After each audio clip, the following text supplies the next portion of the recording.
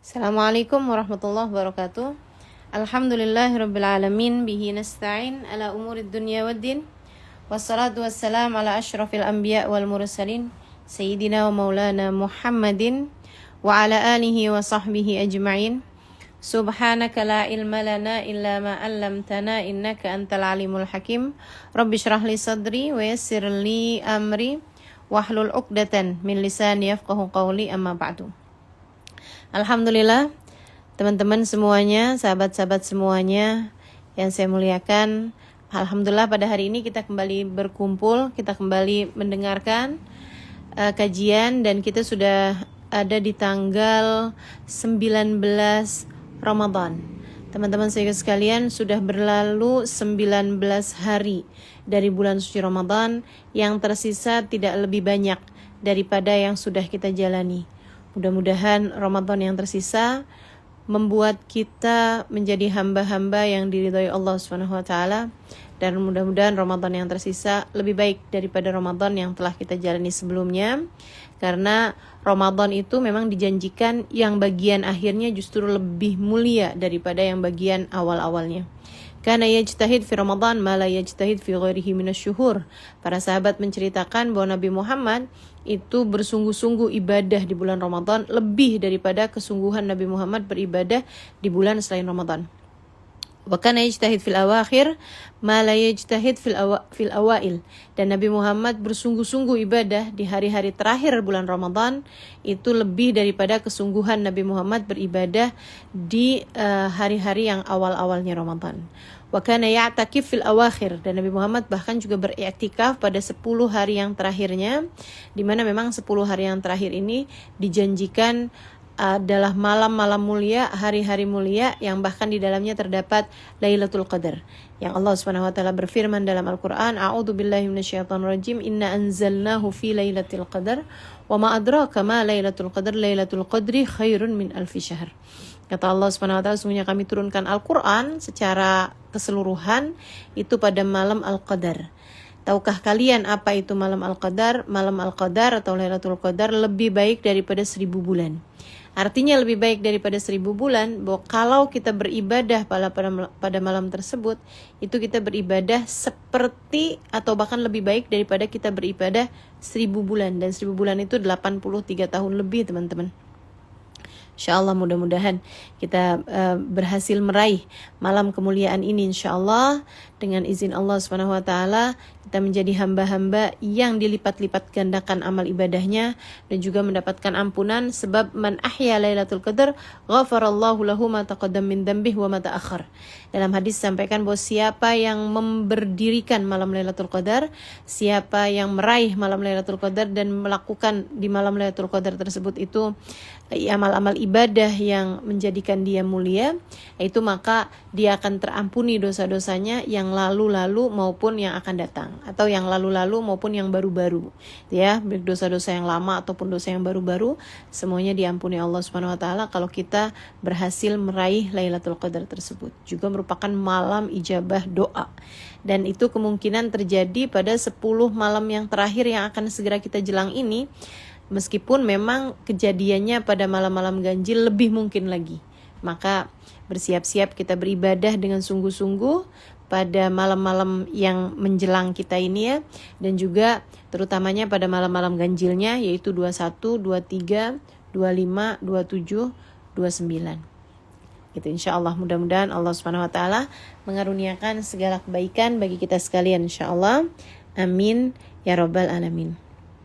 Baik, kita akan mulai Q&A ini dengan kita membaca zikiran Ramadan agar Ramadan kita menjadi lebih bermakna, insyaallah. Asyhadu an la ilaha illallah, astaghfirullah, nas'alukal jannata wa na'udzu bika minan nar.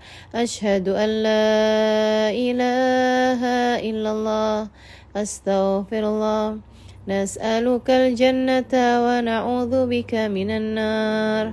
Asyhadu an la ilaha illallah, astaghfirullah, نسألك الجنة ونعوذ بك من النار اللهم إنك عفو تحب العفو فاعف عنا اللهم إنك عفو تحب العفو فاعف عنا اللهم إنك عفو تحب العفو فاعف عنا يا كريم. Alhamdulillah, kita akan masuk kepada pertanyaan yang pertama. Datangnya dari Yuyun Sefa.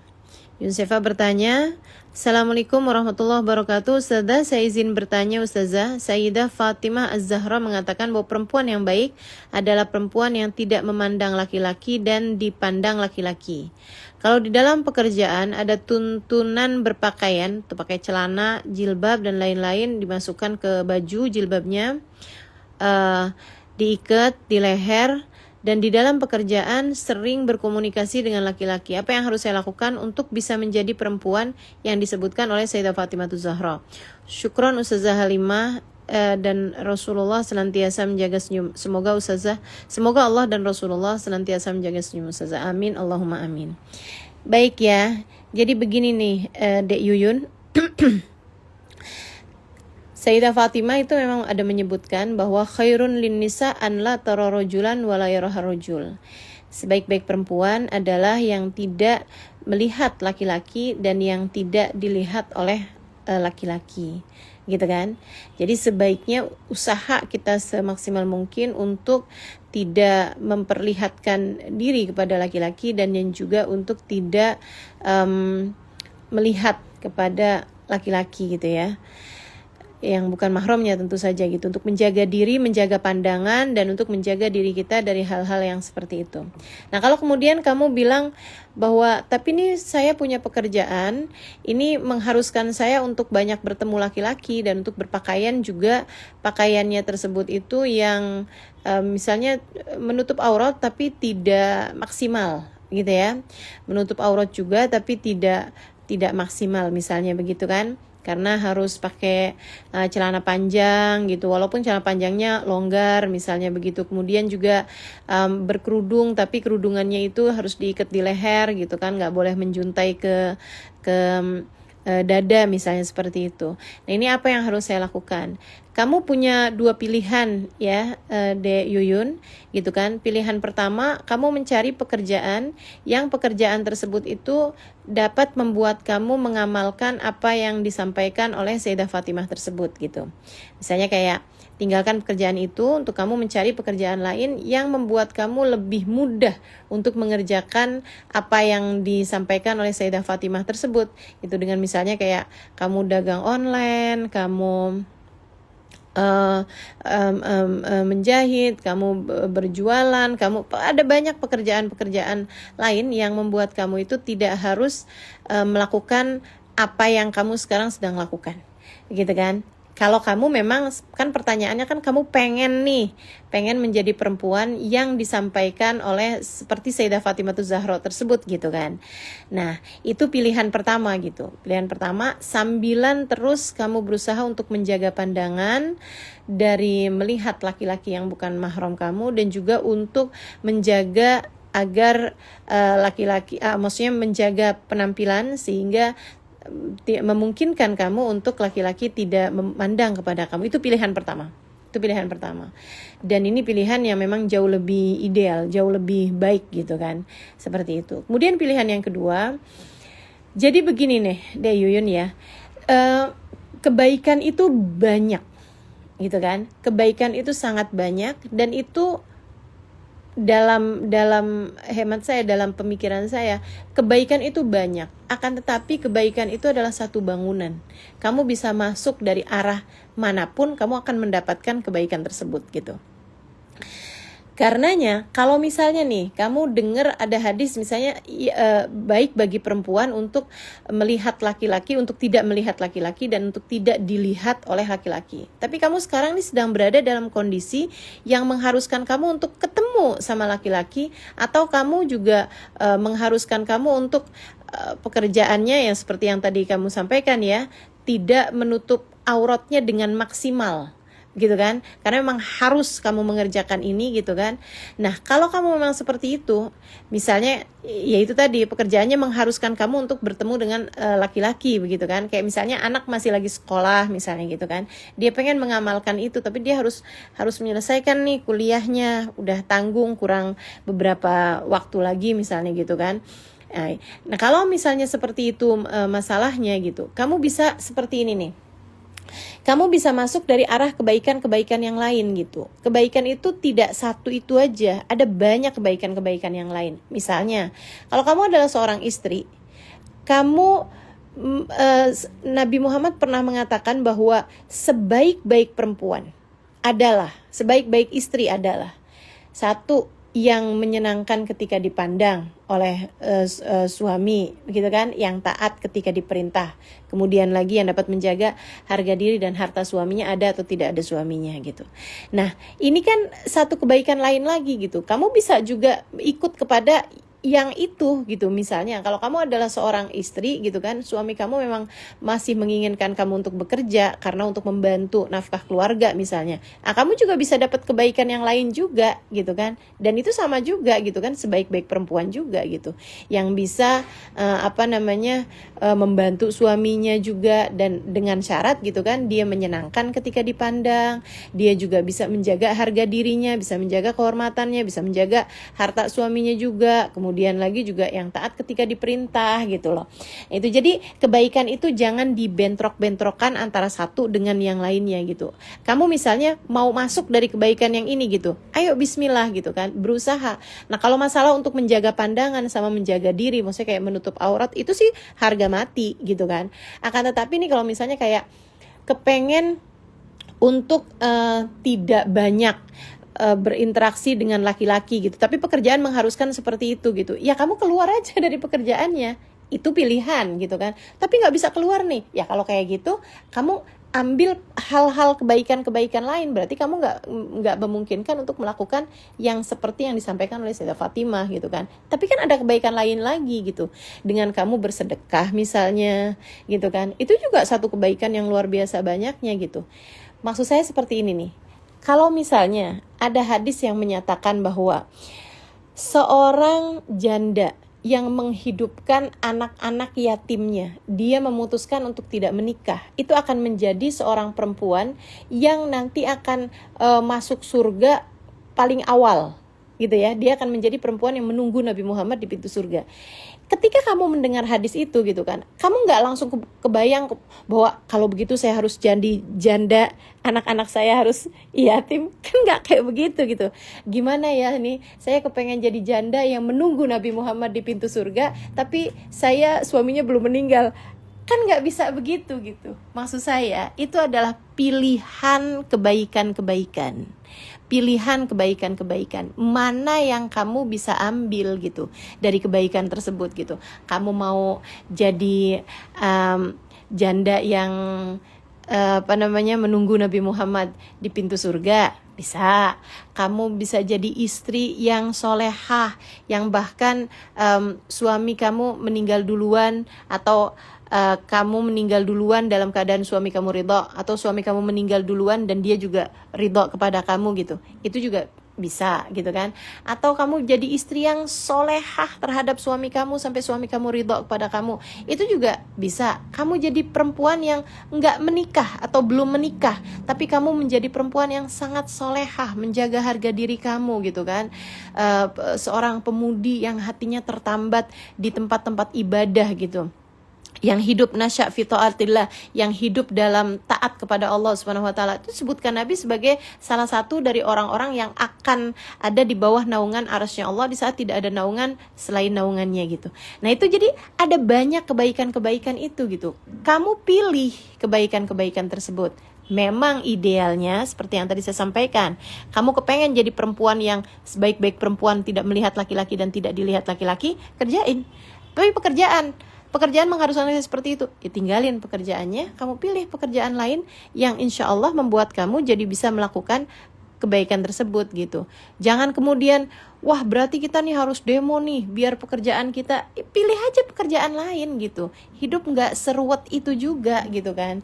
Nah selebihnya kalau kamu memang saya harus tetap melakukan pekerjaan ini. Oke, kamu lakukan pekerjaan tersebut, selebihnya kebaikan-kebaikan lain, nah itu bisa kamu kerjakan, gitu kan. Seperti itu ya Yun ya. Insyaallah mudah-mudahan kamu jadi ngerti apa yang harus kamu lakukan.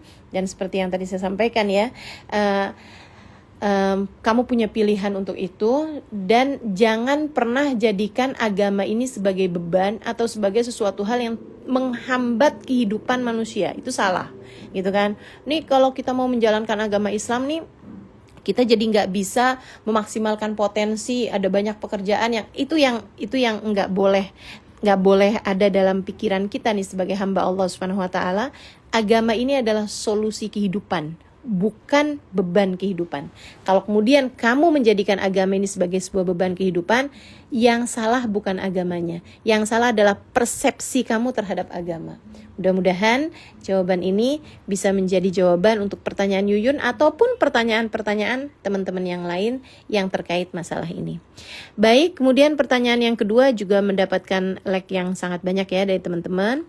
Assalamualaikum warahmatullahi wabarakatuh, dari RNI Handayani, mungkin Rini Handayani gitu ya, atau ini adik-adik Gen Z nih pada suka nyingkat-nyingkat nama nih, jadinya jadi susah nih bacanya ya. Pokoknya gitu deh, RNI HNDYNI. Iya. Assalamualaikum warahmatullahi wabarakatuh. Ustazah, saya izin bertanya, bagaimana hukum sholat untuk wanita ketika kelihatan rambutnya secara tidak sengaja walau sehelai? Saya rasa memang kalau rambut itu nggak mungkin sengaja kelihatannya ya, nggak mungkin ada orang sholat gitu sengajain pakai poni kan gitu, atau ada rambutnya gitu, biarin ya kelihatan kayaknya lebih cakep nih saya kalau ada rambut, kan nggak mungkin, pasti nggak sengaja ya.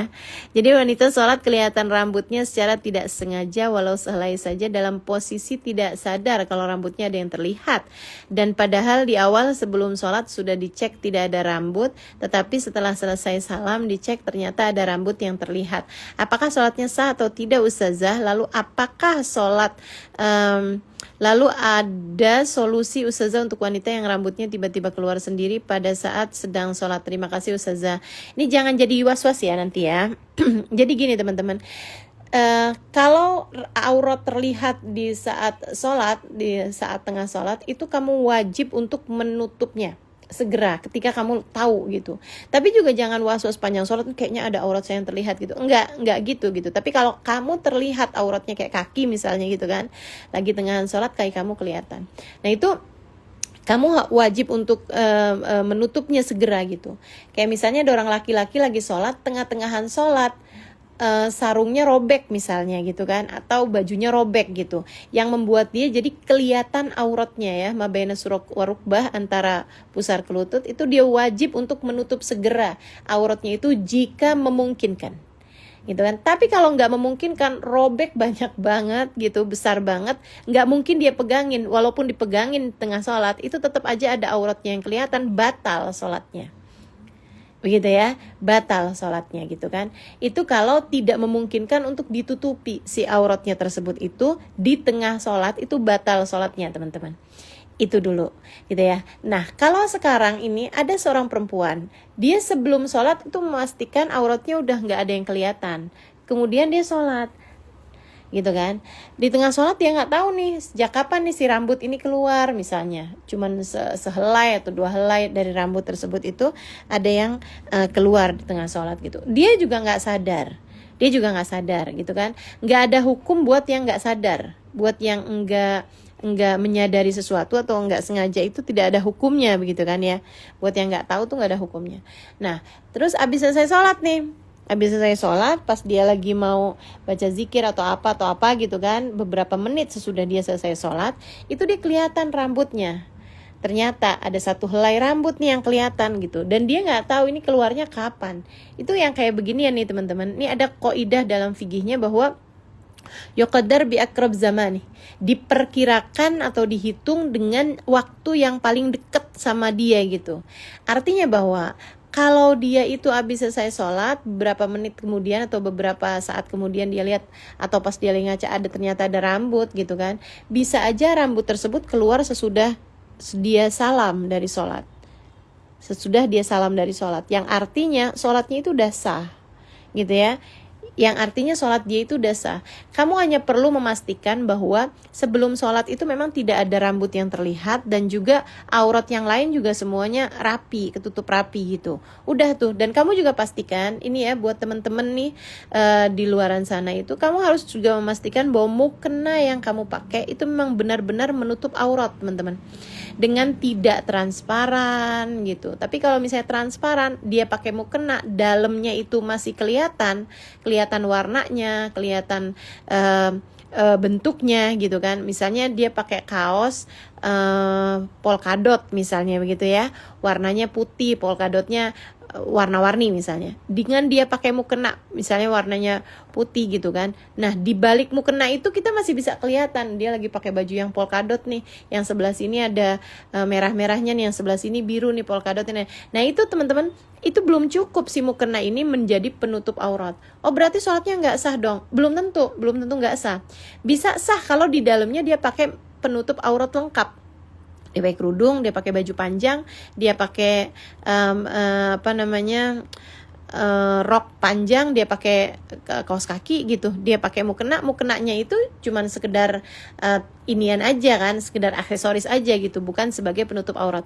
Akan tetapi kalau misalnya di dalamnya itu dia pakai baju pendek, kemudian dia pakai mukena, yang mukenanya dari balik mukena itu masih kelihatan warna kulitnya dia apa, dan masih kelihatan dia pakai baju apa, nah itu mukenanya itu nggak cukup sebagai penutup aurat gitu ya. Tapi kalau misalnya nih orang udah pakai mukena bener nih, dan mukenanya juga memang semuanya menutup aurat ya, dalam artian hati-hati nih sama mukena yang potongan, teman-teman. Mukena yang potongan itu kalau gerakan yang kayak berdiri dari ruku, kemudian sami Allahu liman hamidah tuh, itu kalau misalnya yang mukenanya itu dia di dalamnya itu dia bertakbir, dia pakai baju pendek gitu kan, itu banyak yang suka ada yang kelihatan gitu auratnya di saat dia lagi gerakan takbir tersebut gitu ya. Jadi pastikan saja kalau perlu kamu sebelum sholat itu suka kamu sholat depan kaca gitu kapan-kapan, untuk kamu bisa tahu apakah di dalam sholat itu aurat kamu terlihat atau tidak gitu ya. Itu kamu udah pastikan dulu aja sebelum kamu sholat dengan mukena tersebut gitu. Nah, kalau misalnya udah kamu tahu deh memang nggak ada sama sekali auratnya yang memang akan terlihat gitu, udah bismillah, kamu nggak usah was-was. Kalau sesudah sholat ternyata ada rambut yang keluar, kamu baru taunya sudah sholat gitu, itu yuqaddar bi akrab zamanih aja. Jadi diperkirakan bahwa dia keluar dalam waktu dekat. Dia keluarnya itu atau rambutnya itu terlihat, itu abisnya kamu selesai salam sholat gitu, abisnya kamu udah rampung sholatnya, udah sah kayak begitu ya. Nah, kalaupun ternyata enggak, itu memang auratnya itu kelihatan dari dalam sholat gitu, apakah memang sholatnya tadi itu tidak sah gitu? Belum tentu, teman-teman. Maksud saya gini, menurut Imam Syafi'i ya memang sholatnya nggak sah kalau ternyata kamu tahu bahwa di dalam sholat tadi itu aurat kamu itu terlihat. Itu menurut Imam Syafi'i memang tidak sah. Meskipun ada pendapat yang mengatakan bahwa sholatnya itu sah, yaitu pendapatnya Imam Abu Hanifah. Makanya kalau teman-teman pada pergi umroh, itu orang-orang Pakistan yang sholat di Masjidil Haram atau sholat di Masjid Nabawi, itu kelihatan tangannya, kelihatan rambutnya gitu kan, kelihatan juga kakinya ya, terutama ya, kelihatan kakinya gitu kan. Nah, itu mereka memang mengikuti pendapatnya Imam Abu Hanifah yang mengatakan bahwa sholat itu kelihatan auratnya di batasan yang tidak sampai sepertiganya bagian anggota tubuh tersebut itu sah gitu kan, nggak apa-apa gitu. Nah, itu tapi kan itu bukan madhabnya kita gitu. Tapi maksud saya dalam artian bahwa selagi kita sudah melaksanakan sesuai dengan yang tadi saya sampaikan ya, sebelum sholat kita pastikan aurat kita nggak ada yang kelihatan. Kemudian lagi juga dalam sholat juga kita setahu kita memang tidak ada aurat yang sedang terlihat gitu kan. Udah nggak usah was-was urusan ada aurat yang terlihat ini gitu. Kalau sesudah sholat itu kamu ternyata ada auratnya yang kelihatan gitu, jangan was-was. Bisa jadi itu kelihatannya sesudah kamu salam dari sholat. begitu ya. Kalau kamu bilang enggak kok, emang di dalam sholat nih gitu kan, dalam sholatnya emang udah kelihatan gitu, misalnya kayak begitu, kamu juga jangan was-was teman-teman. Masih ada pendapat ulama yang mengatakan bahwa sholat kamu itu udah sah gitu. Saya cuman nggak mau kalau kamu itu nanti akhirnya jadi was-was urusan terbukanya aurat atau urusanmu kena, yang membuat kamu jadi nggak terlalu konsentrasi sama bacaan-bacaan dan kekhusyuan sholat. Ada yang jauh lebih penting dari urusan nih auratnya kelihatan atau rambutnya ini keluar sesudah salam sholat atau di dalam sholat. Ada yang jauh lebih penting daripada itu teman-teman, yaitu hati kamu dilihat sama Allahnya seperti apa. Gak usah mikirin rambut sehelai itu kelihatannya di luar sholat atau di dalam sholat gitu. Tapi di dalam sholat tadi itu hati kamu kelihatannya kayak gimana dalam pandangan Allah gitu. Itu jauh lebih penting daripada apa yang kamu pikirkan tadi ini gitu. Mudah-mudahan Allah karuniakan kehusyuan dalam sholat-sholat kita, insya Allah bisa menjaga dan bisa memprioritaskan hal yang penting, hal yang lebih penting daripada hal yang penting. Begitu ya, menjaga aurat sesuatu yang penting, tapi hati kamu terlihat seperti apa dalam pandangan Allah itu jauh lebih penting. Kita tetap harus jaga aurat kita untuk tidak kelihatan, tapi jangan was-was urusan selembar rambut tadi ini ya. Sehelai rambut kamu kelihatan ini, jangan was-was urusan itu, insya Allah. Begitu ya, Rini Handayani.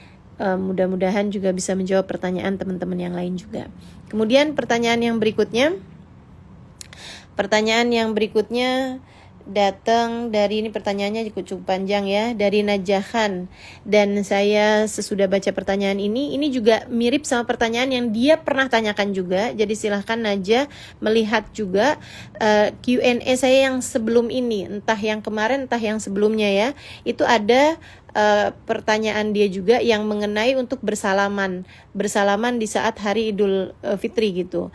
Jadi Najah, kamu bertanya di Q&A ini kan untuk dijawab, dan kalau sudah dijawab kamu dengarkan jawabannya dan kemudian kamu jadi tahu gitu harus seperti apa, bukan untuk kamu bertanya terus setiap kali ada pertanyaan-pertanyaan gitu, setiap kali ada kolom komentar kamu taruh pertanyaan kamu, tapi kamu dengarkan jawabannya untuk kemudian kamu amalkan sehingga tidak menimbulkan pertanyaan berikutnya lagi gitu ya. Baik ya, saya akan bacakan nih pertanyaannya. Assalamualaikum Ustazah, saya mau bertanya, saya kan berkaos kaki karena kaki kan termasuk aurat kan Ustazah. Nah, keluarga saya nggak suka saya pakai kaos kaki Ustazah, begitupun ibu juga. Apa yang harus saya lakukan Ustazah? Apa yang harus saya nurut ibu atau gimana? Begitupun tentang tidak bersalaman di hari Idul Fitri Ustazah. Ibu juga gak suka saya begitu. Apa yang harus saya lakukan Ustazah? Di daerah saya dibilang fanatik agama Ustazah. Begitu juga keluarga saya. Jadi saya sering dinasehati atau kadang dimarahin Ustazah. Apa yang harus saya lakukan Ustazah untuk menghadapi semua ini? Semua orang daerah saya juga beranggapan sama kalau saya mengikuti aliran yang tidak benar Ustazah. Begitupun keluarga termasuk ibu Ustazah. Saya sudah beritahu kepada keluarga termasuk ibu kalau kaki adalah aurat, sama tidak salaman dengan yang bukan mahram itu tidak boleh dalam Islam. Tapi pasti jawabannya jangan fanatik-fanatik dalam agama. Biasa-biasa aja gitu Ustazah. Jazakillah khair Ustazah. Semoga Ustazah selalu dalam lindungan Allah dan disayang oleh Allah Subhanahu wa taala dan Rasulnya. Jadi Najah begini ya, ibadah kita itu dalam kita menjalankan Islam itu ada ibadah yang sifatnya ritual, ibadah yang antara kita ke Allah Subhanahu wa taala gitu ya. Ibadah yang sifatnya itu antara kita dengan Allah, hablum minallah lah gitu kan. Dan juga ada ibadah yang sifatnya itu hablum minan nas. Dan kedua-duanya jangan dibentrok-bentrokkan. Kamu taat sama orang tua itu adalah satu hal, dan kamu menjalankan agama termasuk menutup aurat itu adalah hal lain. Kamu gak mau bersalaman dengan laki-laki karena itu adalah aturan agama Islam, itu adalah hal lain. Tapi kamu baik sama orang tua kamu baik sama teman-teman kamu, sama keluarga kamu, itu adalah hal lain. Dan ketika dua-duanya itu kamu jalankan dengan benar, tidak akan terjadi kontradiksi, tidak akan terjadi bentrokan-bentrokan. tidak akan terjadi bentrokan-bentrokan. Yang saya sering alamin itu adalah bahwa kamu tuh sebenarnya sedang bermasalah sama hubungan kamu sama ibu kamu. Yang akhirnya ibu kamu jadi menyalah-nyalahkan penyebab kamu itu jadi anak yang kasar omongannya ini apa. Itu adalah karena kefanatikan kamu terhadap agama. Dalam pandangan ibu kamu tuh seperti itu gitu. Nah makanya saya sarankan kamu Najah dan juga teman-teman lain yang mungkin menanyakan hal yang sama ini ya, dan juga saya liatin itu, saya bacain itu banyak tanggapan mengenai hal ini. Ada yang bahasanya seperti ini, saya kira saya sendiri yang merasakan seperti ini, ternyata saya tidak sendirian gitu. Dek, gini ya dek ya, agama itu dek, kalau kamu jalanin dengan maksimal akan menjadi solusi kehidupan. Saya tekankan sekali lagi, agama itu kalau kamu jalankan dengan benar, itu akan menjadi solusi kehidupan. Yang tidak ada solusi kehidupan di atas muka bumi ini lebih indah daripada solusinya Islam. Udah deh, itu kalau diselidikin, tetap aja ujung-ujungnya yang paling benar tuh adalah solusi Islam. Jangan pernah kamu menganggap agama ini sebagai penghalang kamu untuk bisa menjalankan kehidupan dengan baik. Gak ada ceritanya. Kamu ingin menjalankan kehidupan dengan baik, jalani agama dengan baik, gitu kan. Nah kalau kamu ngelihat, kok dengan saya menjalankan agama dengan baik ini, ibu saya marah, saudara saya kesel. Ini bukan karena agamanya yang gak bener ngatur, akan tetapi cara kamu menjalanin agama ini mungkin ada ketimpangan di sana gitu. Kalau misalnya kamu mau sekedar untuk pakai kaos kaki, teman-teman, mana ada ceritanya orang pakai kaos kaki dianggap mengikuti ajaran yang sesat gitu kan, dianggap ajaran yang salah gitu. Anak SD sekolah aja pakai kaos kaki, nggak ada tuh yang pernah bilangin anak SD sekolah pakai kaos kaki ngikutin ajaran yang sesat, nggak ada kan gitu. Jadi yuk lah gitu, ayo nih kita jalanin agama dengan maksimal gitu kan. Masalahnya berarti kan bukan apa pakai kaos kakinya nih. Kalau dibilangin sekarang pakai kaos kaki nih, ikut ajaran yang sesat gitu, ya kamu ketawain aja. Anak sekolahan semuanya pakai kaos kaki, orang kerja semuanya pakai kaos kaki gitu kan. Nggak ada pernah masalah tuh sama urusan kaos kaki gitu.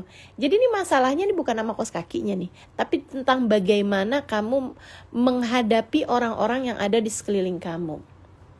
Kalau kamu ketika mau menjalankan syariat agama dengan yang menurut kamu maksimal, yang menurut kamu kafah, yang menurut istilah kamu itu saya sudah hijrah, dengan cara setiap ngelihat orang tuh kayaknya mereka itu kayak jadi ahli neraka gitu.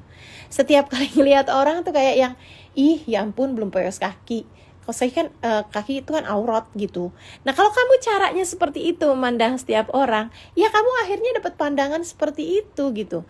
Nggak gitu caranya dek gitu.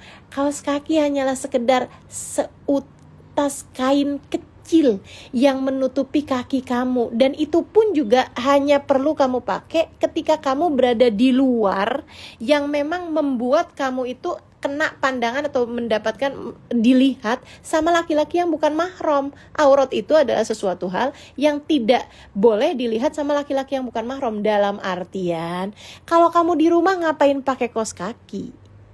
Kalau kamu di rumah ngapain juga kamu pakai cadar gitu kan? Kalau kamu di rumah ngapain juga kamu pakai baju yang memang bener-bener kayak tertutup semuanya, nggak boleh ada seujung ini pun yang terlihat gitu. Nggak gitu caranya sayang. Beragama tuh nggak kayak gitu caranya gitu. Kamu di hadapan suamimu bahkan nggak punya aurat. Di hadapan suami kamu bahkan gak punya aurat. Tapi kan di dalam kamar, ketika kamu memang hanya bersama dengan suami kamu gitu kan, mau pakai apa aja bebas gitu. Nah kalau kamu bersama dengan keluarga kamu dan semuanya mahram kamu gitu, ya gak usah pakai kaos kaki gitu kan. Ya pakaian yang biasa-biasa aja gitu. Nah kalau kamu memang bepergian nih, tapi memang bersama itu juga ada keluarga kamu juga, kamu bepergiannya bersama dengan mereka gitu kan, yang memang kamu kepengen menutup auratnya dengan kamu maksimal gitu, silahkan pakai kaos kaki gitu kan. Atau kalau memang kamu nggak pakai kaos kaki nih gitu, kamu pakai baju panjang, pakai sepatu yang menutup gitu kan juga bisa tuh. untuk nggak kelihatan aurat kamu gitu. Bajunya yang memang lebih panjang daripada sepatu kamu tersebut gitu. Maksudnya menutupi sampai sepatu juga, yang kalau kamu jalan juga nggak kelihatan gitu kan. Kamu pakai celana panjang juga gitu di dalam abaya kamu gitu. Ada banyak hal teman-teman yang bisa kamu lakukan untuk tidak membuat orang itu terlihat kayak gerah gitu ngelihat kamu itu gitu. Atau nih yang paling bagus banget dah, yang paling bagus banget solusi buat kamu nih Najah, untuk kamu tetap bisa pakai kaos kaki tapi nggak bikin orang juga jadi kayak yang wah kaos kaki nih gitu kan, wah jangan-jangan ikut aliran sesat nih. Pakai aja kamu kaos kaki dengan kaos kaki yang warnanya coklat, kaos kaki yang warna kulit kamu gitu. Kamu nggak kelihatan auratnya tapi nggak bikin orang juga gerah ngelihatnya gitu. Jadi ayolah kamu beradab sama orang lain. Kayak urusan salaman kan kemarin juga saya udah bahas tuh. Kamu nggak salaman itu nggak akan orang tuh juga sampai merasa segitu sakit hatinya gitu kan, dengan kamu menolak bersalaman dengan mereka. Dengan syarat adab kamu tuh mesti kamu jaga, akhlak kamu mesti kamu praktekkan gitu. Kamu mau ketemu sama orang, kamu nggak mau salaman sama dia, dari jarak, udah dari kejauhan nih, kamu ngelihat orang tersebut, kamu senyum, kamu taruhin tangan kamu di dada kamu tunjukin, kamu sebut nama dia gitu misalnya gitu. Apalagi orangnya orang tua gitu kan, kamu bilangin gitu kan, paman siapa misalnya kayak gitu kan, atau siapa sih orang bisa om ya misalnya gitu ya, om siapa misalnya gitu ya kan, om Denny apa kabar om gitu kan, dengan dari jarak kejauhan gitu. Itu membuat orang tuh juga udah paham. Zaman sekarang ini dek, itu artis aja tuh yang memang harus tampil di publik gitu ya, banyak yang udah memutuskan gak salaman kok gitu. Kamu artis bukan, siapa bukan, maksud saya itu akan sangat mudah sekali kamu untuk menjalankan syariat agama ini dengan tanpa harus menyakiti orang lain gitu. Gak ada kamera loh yang mau ngamerain kamu juga gitu kan. Orang juga gak sebegitu malunya kalau kemudian kamu gak salaman sama dia gitu. Cuman adabnya dipakai, caranya dipakai, akhlaknya dipakai gitu. Saya bahkan dengan pakai cadar gak salaman sama orang, gak nyakitin orang kok gitu. Padahal saya pakai cadar loh gitu. Caranya gimana?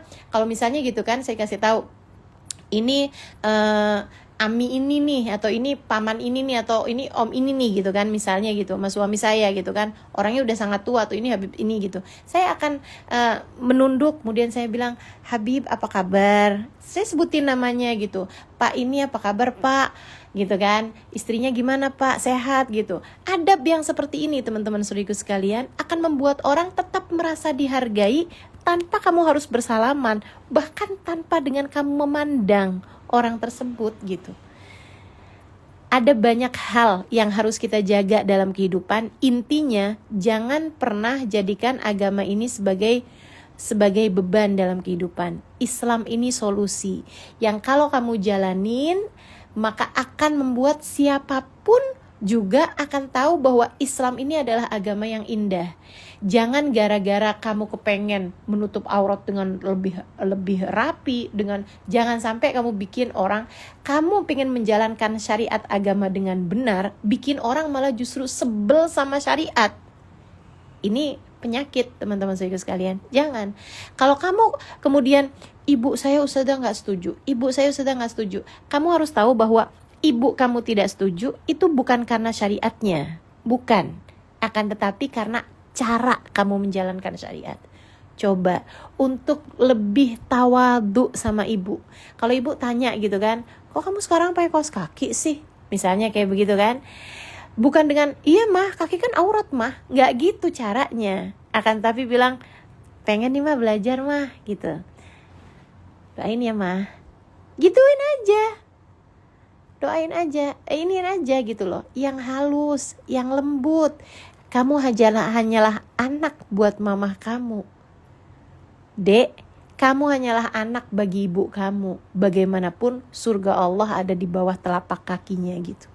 Jadi, yuk jalanin agama dengan indah. Mari jalanin agama dengan baik. Mari jalanin agama dengan sempurna. Sempurna hubungan kamu sama Allah, bagus hubungan kamu sama Allah, bagus hubungan kamu sama semua hamba-hambanya Allah. Gitu ya, insya Allah ya. Mudah-mudahan bisa jadi pencerahan untuk yang bertanya ini dan untuk semua teman-teman yang merasa punya masalah yang sama. Jalankan agama dengan baik. Insya Allah agama akan menjadi solusi dalam kehidupan kamu, baik dunia maupun sampai kelak di akhirat nanti. Ya baik, kita sekarang melangkah kepada pertanyaan yang berikutnya. Pertanyaan yang keempat ya. Assalamualaikum Ustazah, bagaimana caranya untuk bisa menerima diri sendiri dan menerima setiap takdir perihnya yang Allah SWT berikan? Karena terkadang saya selalu mengeluh dan merasa beban ini sangat berat diberikan kepada saya. Bagaimana ya Ustazah? Jadi sebenarnya kamu nih gak nanya menerima diri ya, tapi menerima takdir Allah Subhanahu Wa Taala dalam diri kamu.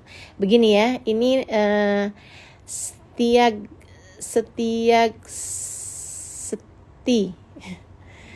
underscore ca. Saya gak ngerti nih bacanya namanya ini karena terlalu banyak huruf-huruf konsonan daripada huruf-huruf vokal.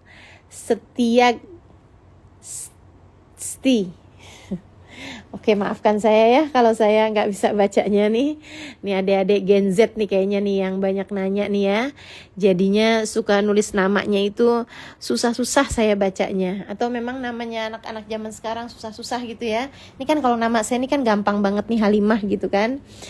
Baik ya.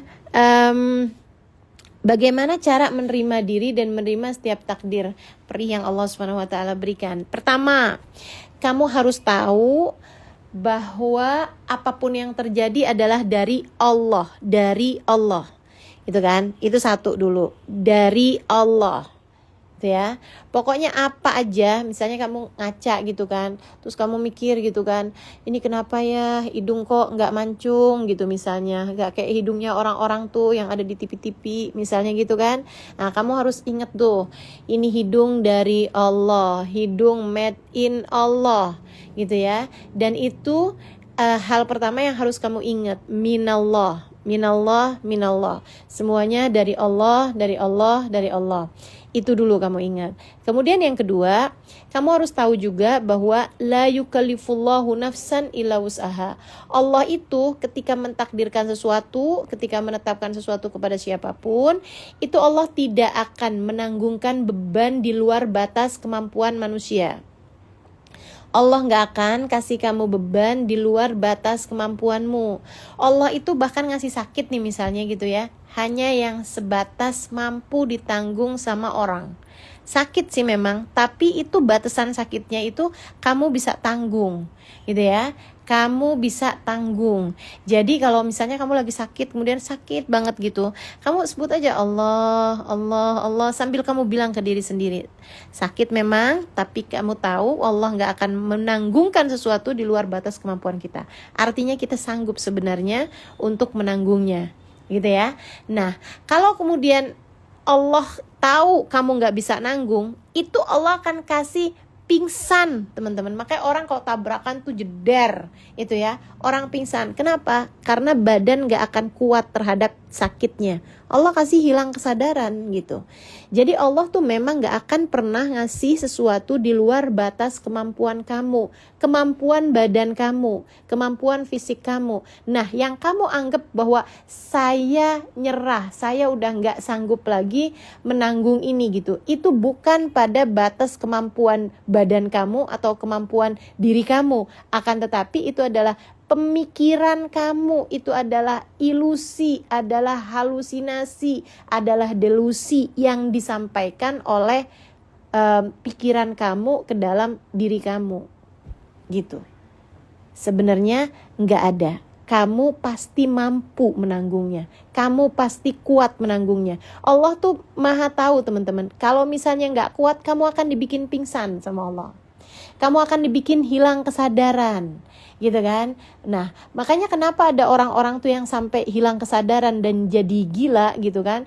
Karena itu adalah ketidakmampuan pikiran dia tuh sesudah dimasukin sama ilusi dan lain sebagainya, dia terima aja sama hal itu, ketakutannya itu diterima sama dia, nggak dikendalikan, nggak diolah gitu ya, nggak diolah, apa yang ada dalam pikiran itu tidak diolah, akhirnya kemudian jadi penyakit-penyakit yang membuat sampai dia hilang kesadarannya gitu. Nah, kamu sebagai hamba Allah nggak kayak begitu.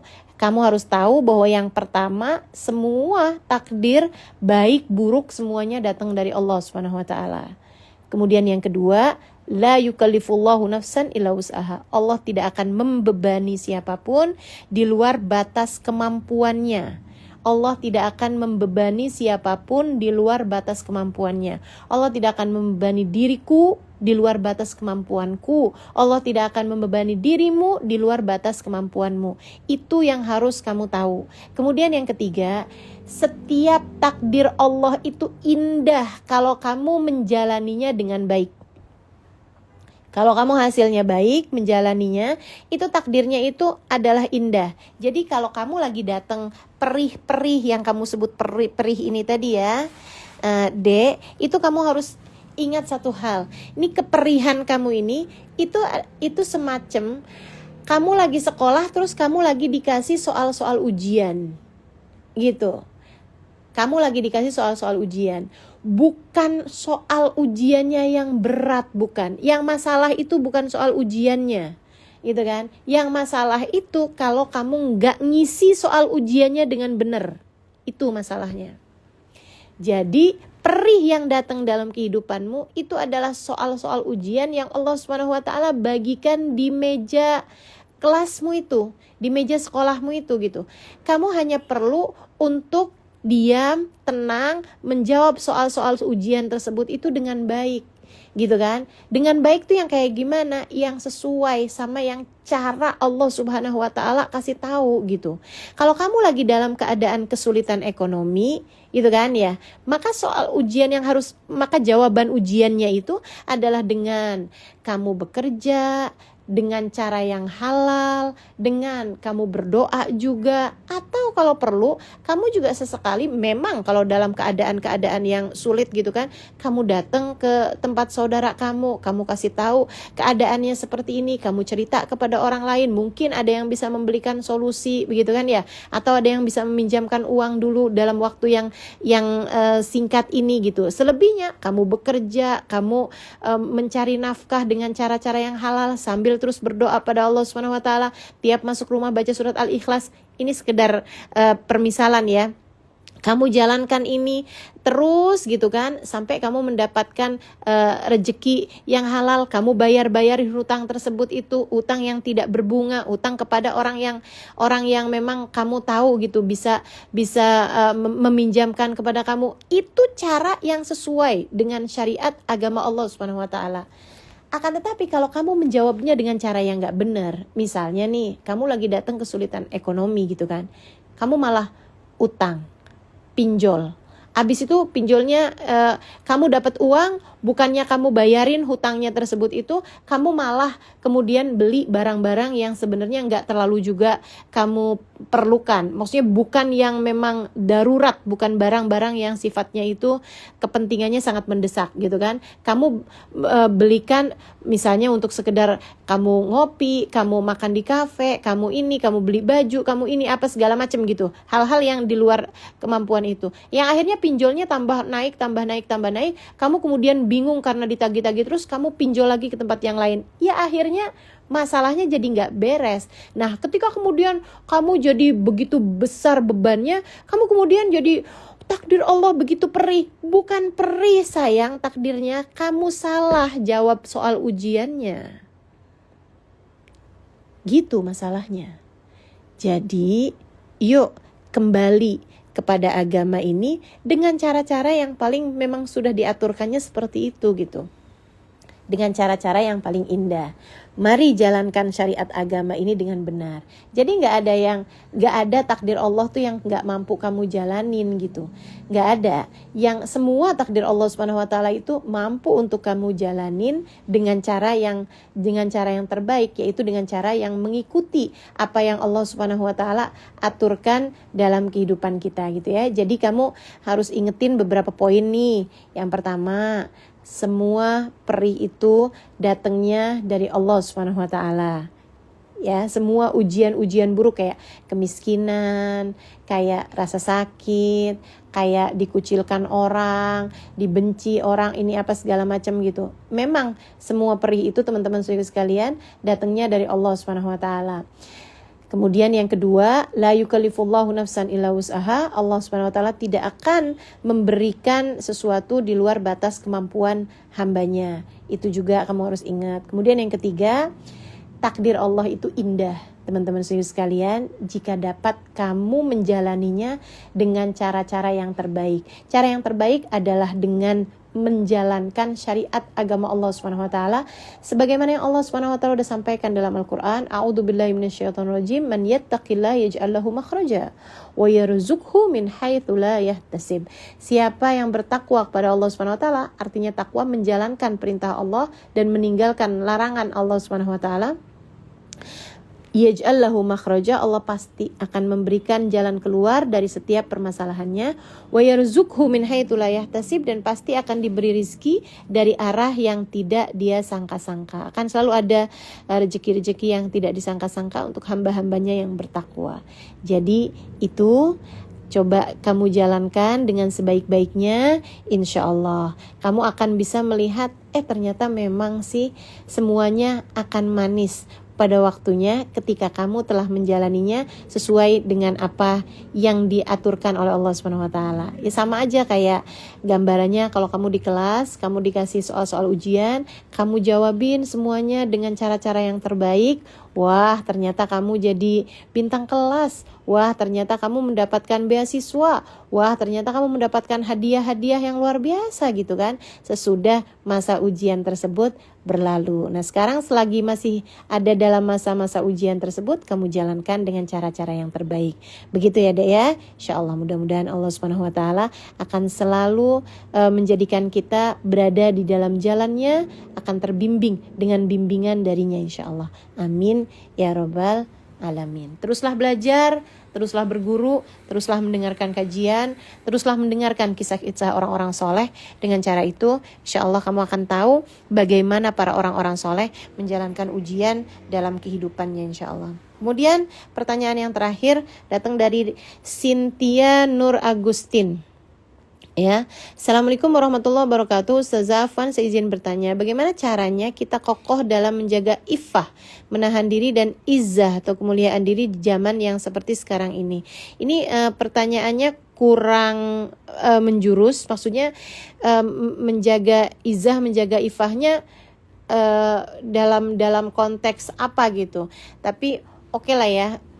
Anggaplah ini secara umum, menjaga kemuliaan diri adalah dengan menjadi hamba Allah Subhanahu wa taala yang solehah bagi Allah, dengan menjalankan semua perintah-perintahnya dan menjauhi semua larangan-larangannya. Kemudian menjaga iffah, menjaga izzah, kemuliaan ini adalah dengan menjadi umat Nabi Muhammad SAW yang terbaik, dengan kita selalu menjalankan sunnah-sunnah Nabi kita Muhammad SAW, menjalankan apa yang sudah diaturkan.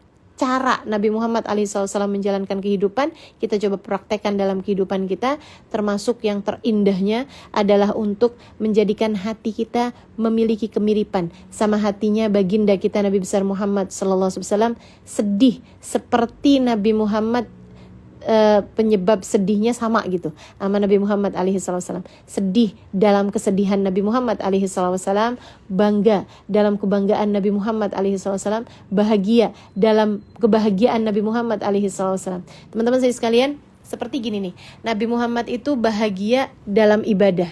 Waju'ilat qurratu aini fis shalah. Dijadikan kebahagiaanku, kesenanganku dalam hidup adalah dalam aku mengerjakan sholat gitu. Kalau kamu bisa punya hati yang bahagia dalam sholat, bahagia dalam ibadah, bahagia saat kamu membaca Al-Quran, hati kamu memiliki sedikit kemiripan dengan baginda Nabi besar Muhammad SAW. Pada saat itu kamu akan jadi orang-orang mulia, teman-teman. Gitu. Jadi kalau kamu pengen jadi orang mulia, 1, jadi hamba Allah yang benar, 2, jadi umat Nabi Muhammad SAW yang benar, kemudian yang ketiga, jadilah benar, jadilah benar sesuai dengan posisi kamu. Dalam artian, kalau kamu adalah seorang istri, jadilah istri yang benar gitu. Bukan untuk menarik hati suamimu biar enggak berpaling kepada perempuan lain gitu, bukan. Akan tetapi menjadi istri yang benar dalam pandangan Allah, menjadi istri yang benar dalam pandangan Nabi Muhammad sallallahu alaihi wasallam. Kayak katanya Nabi Muhammad kan, fangduri ilaih fa innama huwa jannatuki wa naruki. Perhatikan bagaimana sikapmu terhadap suami, sebab dia adalah surga bagimu ketika kamu menghormatinya, ketika kamu memuliakannya, dan neraka bagimu ketika kamu bertindak semena-mena kepada dia gitu. Nah itu, jadi kamu menjadi orang yang benar dalam posisi kamu apapun itu. Kalau kamu adalah seorang anak terhadap orang tua kamu, ya kamu berusahalah untuk menjadi anak yang benar, anak yang baik bagi orang tua kamu gitu. Saudara yang baik bagi saudara-saudara kamu gitu kan. Teman yang baik bagi teman-teman kamu. Jangan saat kamu ada barengan sama dia, kita sanjung-sanjung, kita puja-puji ketika dia nggak ada gitu kan. Baru sekedar pergi ke toilet doang saat bukber gitu kan. Pas dianya lagi pergi ke toilet, kita omongin gitu. Itu namanya kamu bukan hamba Allah yang izzah, hamba Allah yang mulia gitu dengan cara yang seperti itu. Yuk jadi mulia, yuk jadi hamba yang bisa menjaga diri. Itu insya Allah dengan cara seperti itu kita akan jadi hamba-hamba yang beruntung hidupnya baik di dunia hingga kelak di hari akhirat nanti. Jadi hamba Allah yang baik, jadi umat Nabi Muhammad yang baik, jadi hamba Allah yang solehah, jadi umat Nabi Muhammad yang solehah, dan jadi hamba Allah yang solehah untuk posisi kita dimanapun saja kita ketika sedang berhadapan dengan siapapun. Mudah-mudahan Allah SWT selalu membimbing kita insya Allah, menuntun kita ke jalannya, dan menjadikan kita hamba-hamba yang selalu berada dalam pandangan keridhaan dan pandangan cinta Allah Subhanahu wa taala. Amin ya rabbal alamin. Rabbana zalamna anfusana wa illam taghfir lana wa tarhamna lanakunanna minal khasirin. Rabbana atina fid dunya hasanah fil akhirati hasanah wa qina adzabannar. Dawam fi subhanakallahumma wa tahiyyatuhum fiha salam. Akhiru da'wana anil hamdulillahi rabbil alamin. Semoga bermanfaat, kurang lebihnya mohon maaf. Kita masih punya 3 kali pertemuan lagi sebelum lebaran di Q&A ini ya. Selama bulan suci Ramadan, mudah-mudahan Allah Subhanahu wa taala selalu menjadikan kita orang-orang yang terus belajar dari hari ke hari, menapaki tangga-tangga menuju kemuliaan, menapaki tangga-tangga menuju keridhaan Allah Subhanahu wa taala hingga kita sampai pada surganya insyaallah. Amin ya rabbal alamin. Taqabbalallah minna wa minkum taqabbal ya karim. Kurang lebihnya mohon maaf. Billahi taufiq wal hidayah wal afu minkum. Wassalamualaikum warahmatullahi wabarakatuh. Asyhadu an la ilaha illallah astaghfirullah. Nas'alukal jannata wa na'udzu bika minan nar.